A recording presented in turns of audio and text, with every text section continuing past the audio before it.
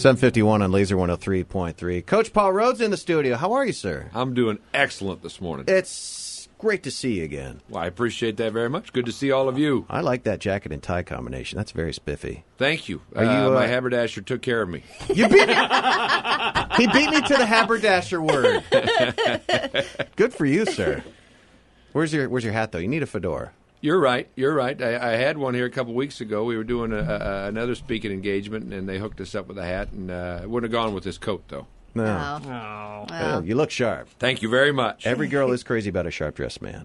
Now, Ride to Remember is going on June 22nd, right? That's exactly right. June 22nd, we're going to meet and greet at 1 o'clock and take a big photo at 2 o'clock. We'll kick our stands up and ride at 2:30. But it's our 5th annual event, and it's growing and growing. We're hopeful for 1,000 riders this year. Yeah, and it seems like every year it gets a little bigger, and this is to benefit Alzheimer's, right? It is to benefit Alzheimer's and the research associated with Alzheimer's, and every dollar counts and every person matters. This is a disease without a cure, and we're fighting every day to end this horrible disease. Have there been any breakthroughs? Well, there's certainly steps being made, but we're not seeing even close to an end yet. And the federal government is certainly getting on board, and they've recently pledged $122 million towards Alzheimer's research and very important work being done in that regard. Yeah, the disease is so elusive. It is elusive, and tell you how elusive. Right now in the state of Iowa alone, every 67 seconds, someone is diagnosed with Alzheimer's. Wow. Has that gone up more since the last time we talked to you? Just dropped. It went from 68 seconds to 67 seconds within the last year. So that's not good. That's not the direction we want to go. Right. Okay. I put a link up on our website so people can get info and sign up for the ride, which is at Jack Trice Stadium. It is at Jack Trice Stadium, and we're going to be located on the east side of Jack Trice Stadium this year. There's going to be a little construction taking place down on the south end. So, sweet. What a neat project, and the fan base is they've craved this one. You know, we got a brand new football facility a year ago, and I'm not so sure they cared about that. But I do 365 days a year. But this south end zone project is really going to be special. The renderings came out on Monday. You can see those at cyclones.com. And, it's a fabulous project, going to put us at 61,000 capacity, which will be the third largest venue in the Big 12 Conference. And it looks big. Not literally big, but it looks like this is where a big program plays. You're exactly right. Big-time atmosphere, and that's the thing that comes to mind to me, and I can't help myself. I'm like a little kid when I get out of my vehicle on the north end, and I stand there and I look towards the south end almost on a daily basis, and it's going to come to the top of the second level of the stadium as it sits down. It's going to be an intimidating, big-time atmosphere in Jack Trice. Does that bring more pressure on you a little bit?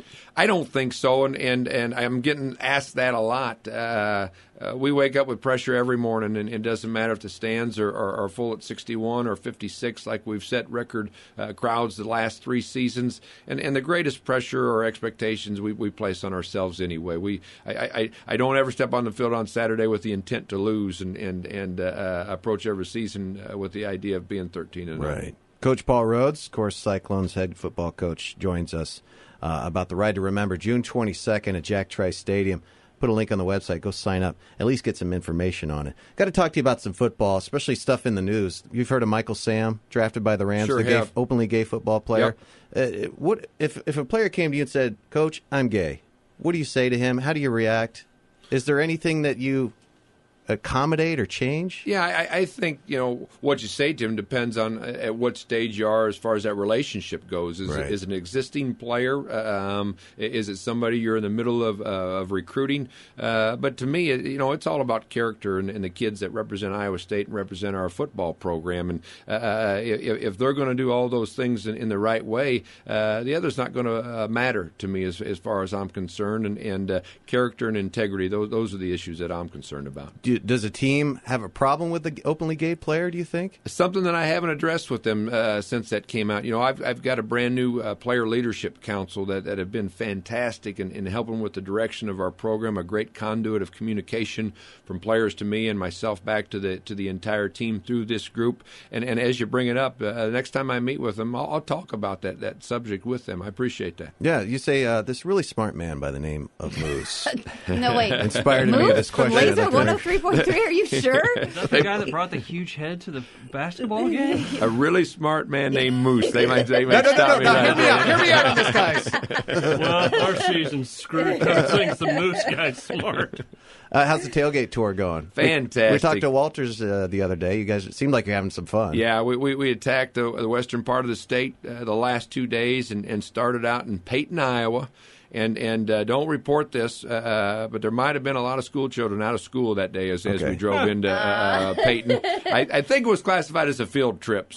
But you drive into Peyton, Iowa, and get greeted by over 100 school children and flags flying from every pole in downtown and the people lining the streets.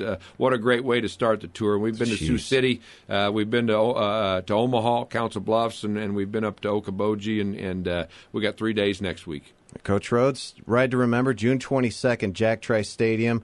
You still got the you have a nice bike. I forget what it is. I got a new one. Did you? I did. You got a new one the last time I talked to you. Well, that was a new used one, and it's a gorgeous bike. That one's a 1994 Road King that I really enjoy. If I can get my son off it, he seems to be slipping it out of the garage quite a bit more frequently with the weather changing. But I got a 2014 Ultra Limited, and having a lot as well. On that bike. I'll bet you are, and you'll be bringing that to the Ride to Remember. I will be on that one with my wife hugging Lee behind me. I was going to say, I was going to ask if your wife rode with you. Yep, she does, and she used to ride herself. Oh, really? Yeah, I started her on an old Sporty that I had, and then upgraded her to a V-Rod, and she was riding that V-Rod too fast, so we had to move on. That's not hard to do on a gotta V-Rod. love a woman who likes a little That's a speed. performance bike. That's nice. I can't let you out of here. How'd prom go? Oh. Exceptionally well. Exceptionally well. Fred's not real happy with it, I don't think. But no, great kids, and they had a wonderful night, and a neat story and a neat idea. And he was the one to pull it off, my son. But he and Paige had a great time.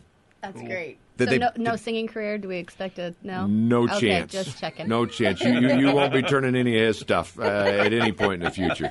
Coach Rhoads, it's always a pleasure talking to you. We appreciate you coming by. And good luck with the Ride to Remember, June 22nd. We appreciate that support very much. The link is on our website. Click on it. Go participate and help out Alzheimer's research. Maybe at some point you can nip this in the bud. Coach Rhoads, everybody.